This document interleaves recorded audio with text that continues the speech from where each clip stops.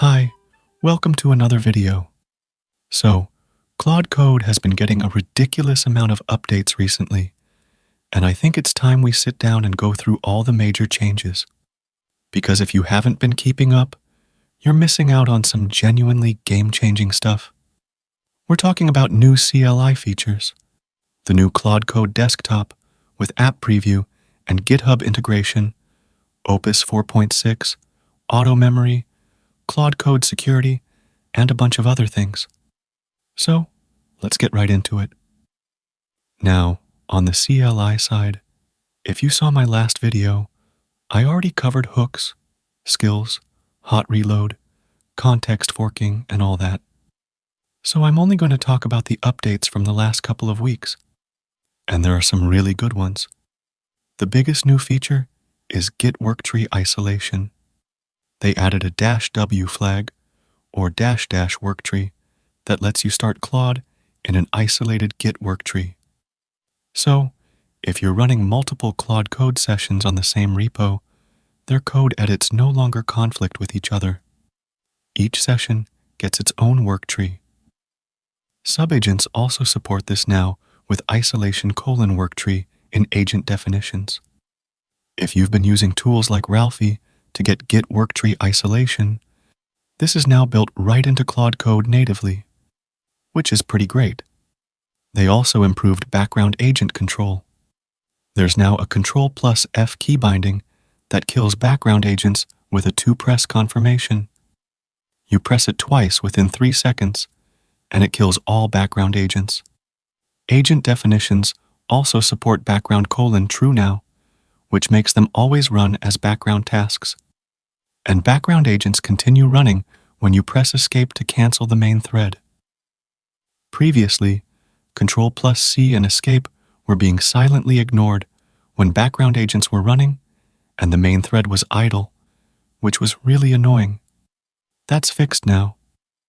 There's a new config change hook event that fires when configuration files change during a session.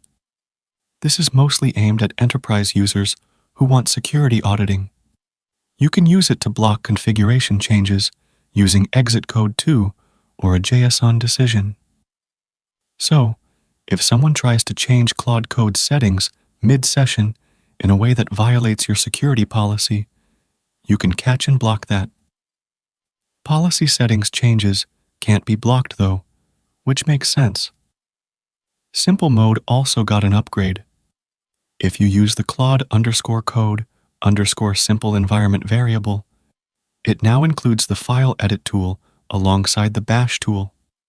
Previously, simple mode only had bash, which was pretty limiting. It still disables MCP tools, attachments, hooks, and Claude.md loading, so it stays lightweight. But having file edit in there makes it way more usable. LSP servers now support a startup timeout configuration. You can specify how long Claude should wait for an LSP server to initialize in milliseconds. This is important for slower servers like the Java language server that need significant initialization time. Without this, they'd just time out and you'd get no type information. And on the model side, Sonnet 4.5 has been officially replaced by Sonnet 4.6 as the default model, which comes with a 1 million token context window. Some users reported temporarily losing access to the 1M context after an auto update, but that's been resolved now. They also fixed a bunch of stability things. Sessions no longer become invisible when the working directory involves symlinks. Session data loss on SSH disconnect is fixed because they now flush session data before hooks and analytics during graceful shutdown. Those excessive .claude.json.backup files that were accumulating on every startup? Fixed. Memory usage for shell commands with large output no longer grows unboundedly, and startup performance got better by removing eager loading of session history. So, a lot of reliability improvements under the hood. Now, let's talk about Claude Code Desktop, because this is where things get really interesting. Claude Code Desktop now has a built-in app preview feature. You can start a DV server directly from Claude Code and preview your running application in real time inside the desktop interface. It detects errors from the console logs automatically and can iterate on those errors without you having to copy-paste anything. So, you tell Claude to build a React component. It spins up the DV server. You see the preview live. It catches a rendering error, and it fixes it, all within one interface. This is pretty amazing, to be honest.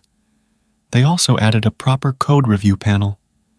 You can see all the changes Claude made with inline comments, identify bugs before pushing, and review diffs in a dedicated panel. It's like having a mini pull request experience right inside the desktop app. But the feature that I think a lot of people are going to love is the GitHub integration. Claude Code Desktop can now monitor your pull requests in the background. It watches your CI checks, and if something fails, it can automatically attempt to fix the failure.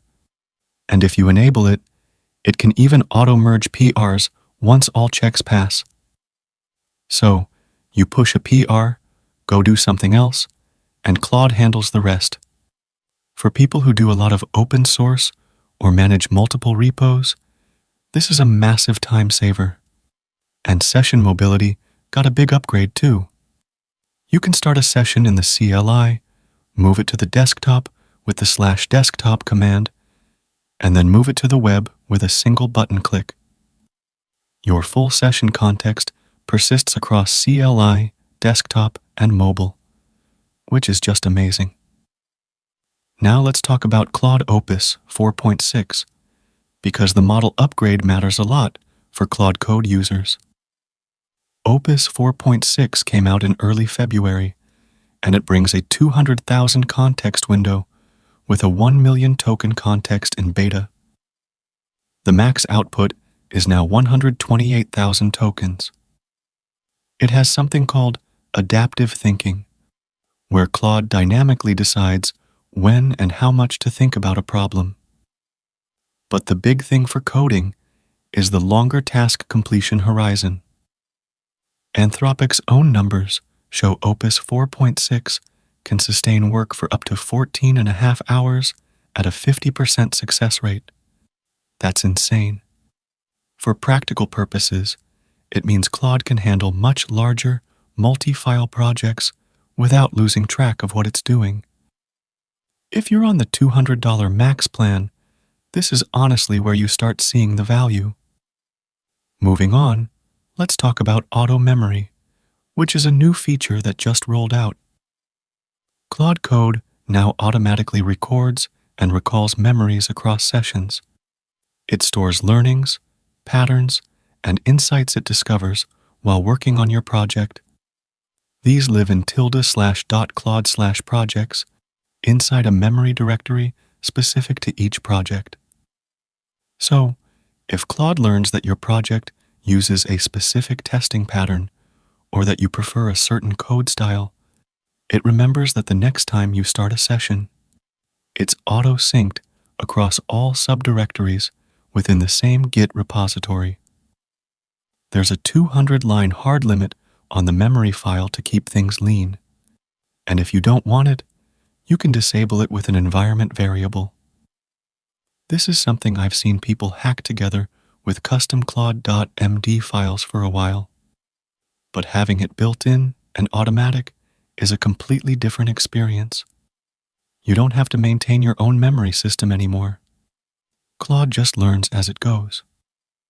Now, I briefly want to mention Claude Code Security, which is in a limited research preview right now.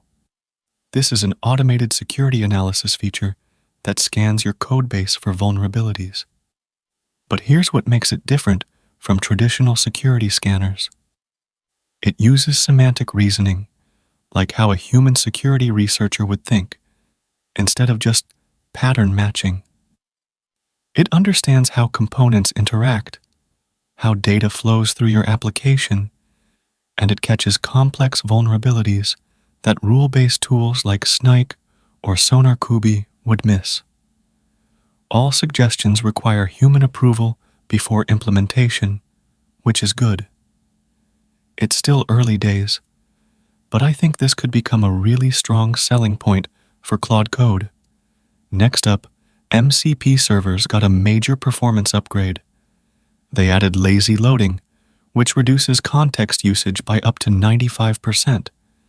They also added MCP tool search, which lets Claude search across all your configured MCP servers without eating up your context window. So, if you have a bunch of MCP servers for things like Google Drive, Jira, Slack, or whatever custom tools you use, Claude can now access all of them efficiently without the context overhead.